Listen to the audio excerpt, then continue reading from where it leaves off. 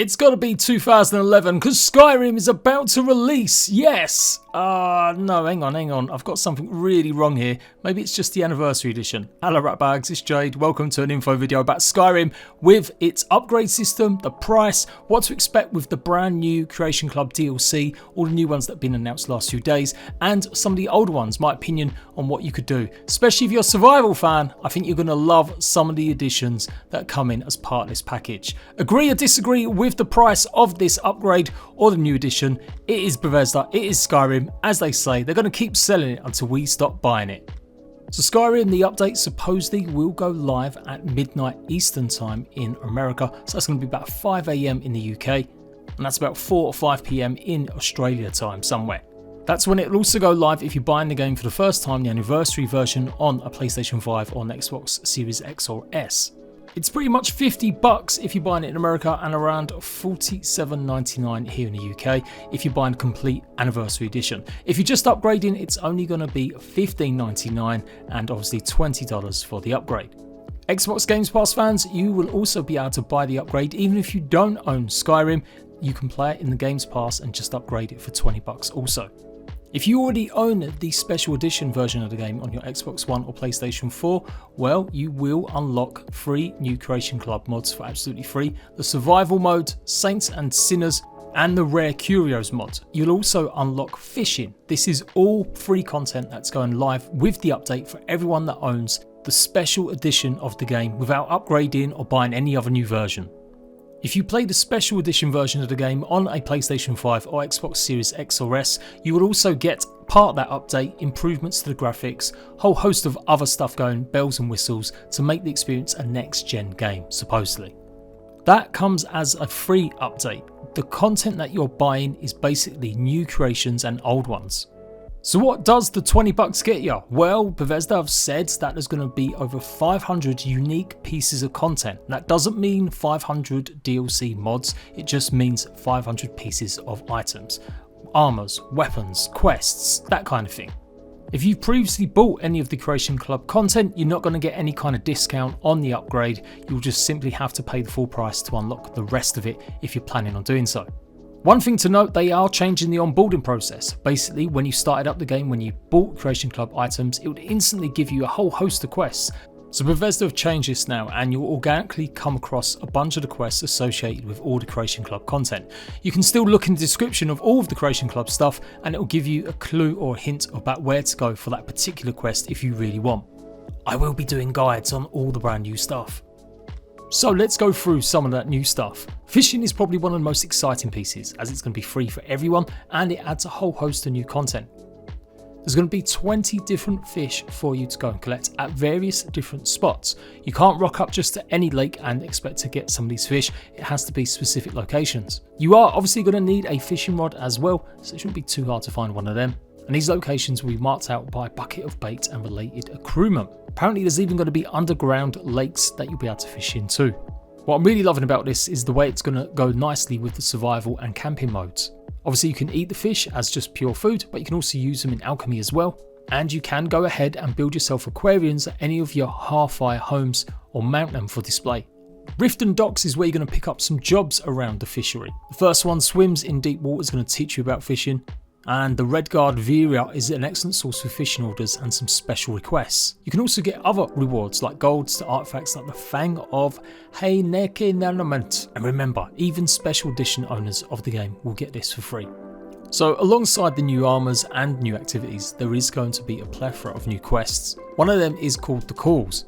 You'll somewhat be revisiting Oblivion as you gain access to a whole bunch of new armours and swords based on the Oblivion game. You have to track down the mythic cult last seen in Oblivion and hopefully face off against their Daedric machinations. So it is going to be a brand new dungeon with a whole host of brand new rewards. One of the more exciting ones is this Daedric horse. The dungeon looks stunning, I can't wait to jump back into this one and face off against Skeletor.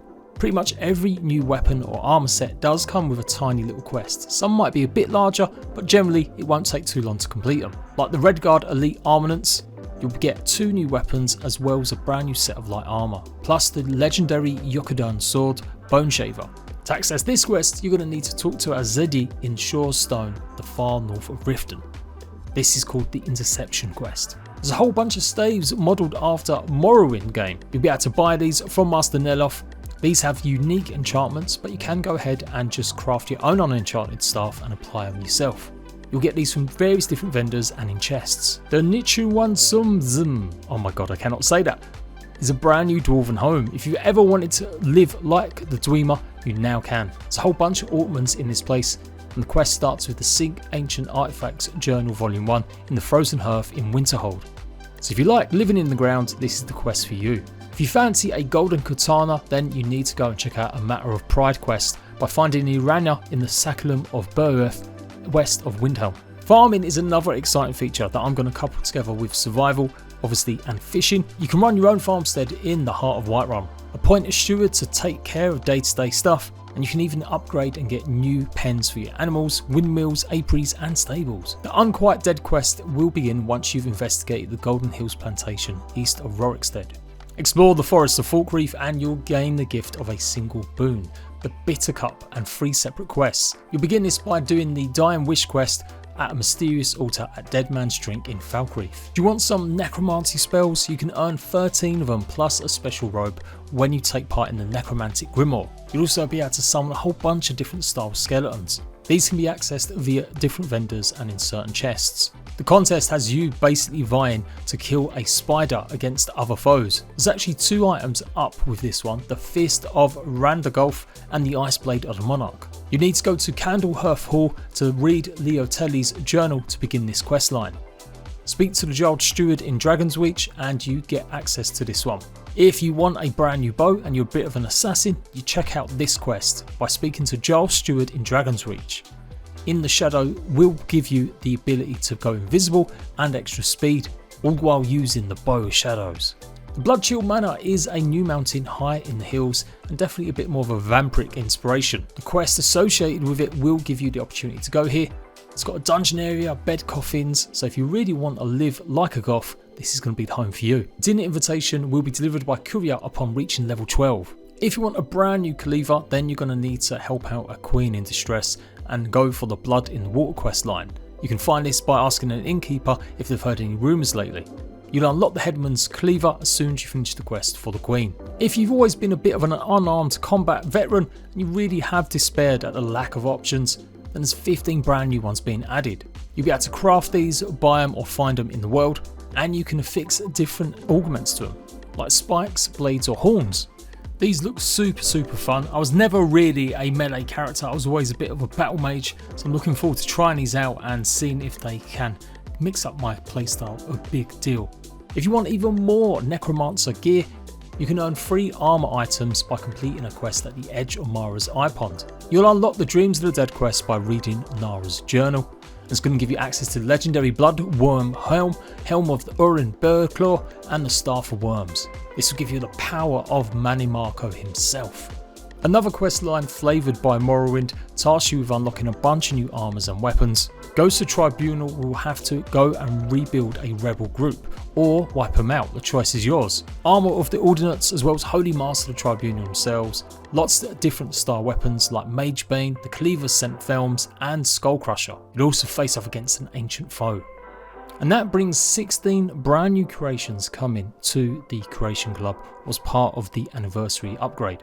And then a little bit cheaty, there is 8 brand new armour sets. These are all viewed as separate different creations. So they're alternative armour sets for some of the stuff that you find, the guild stuff. So yeah, they look cool. I'm sure they'll have a tiny little mission attached to them.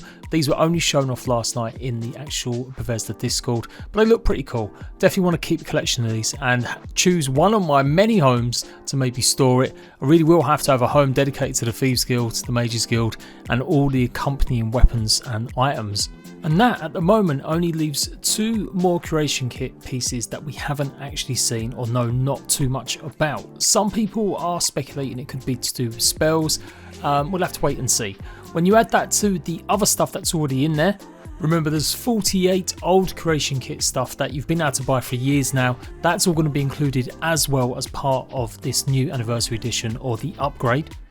Then yeah, that's like 74 brand new creation pieces, as well as of course the original DLC for the original Skyrim game. And again, supposedly, if you rattled up how much it would have cost to buy all this stuff individually, it would have been over 150 quid, $150 at least. So yeah, there is a saving. That's if you buy into the fact that this was worth that kind of price anyway.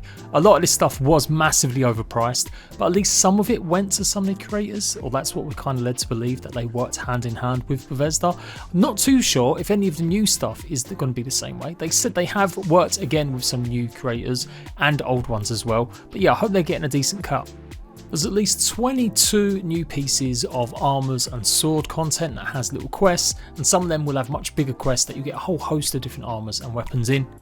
At least 7 of these creation kits are to do with pets or creatures, or adding some sort of new way to travel around the map.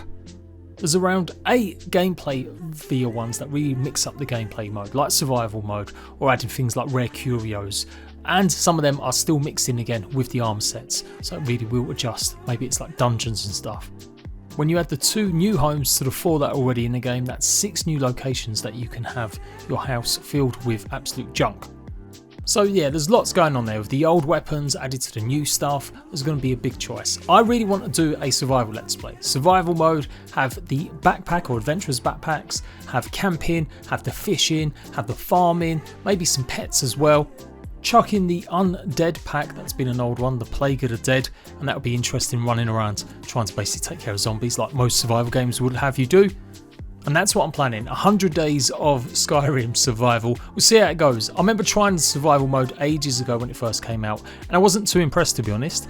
I think it didn't have enough features, or some of the other items with it just weren't that great. But when you couple it together with all this other stuff now, I think it's going to be perfect. With the camping system in it as well, I just think it's going to really suit me as a survival channel, playing it in a survival way.